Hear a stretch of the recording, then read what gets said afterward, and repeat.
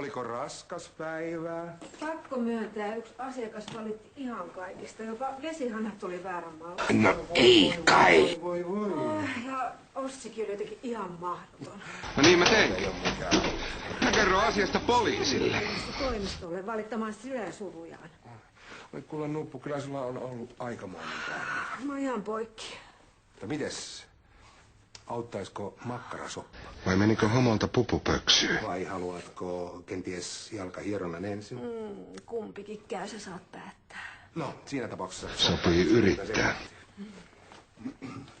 Tää on tehty isoinen resepti mukaan. Rakkaudella, hellyydellä. Ja vielä pesäpallomailalla. Höystettynä. Sit se on varmasti todella hyvä. Ja mitäs juomaa mademoiselle ottaa? Ihan vettä vaan. Ismo. Kiitos, että sä oot taas oma ihana itsesi. Tyttö, nyt hiljaa.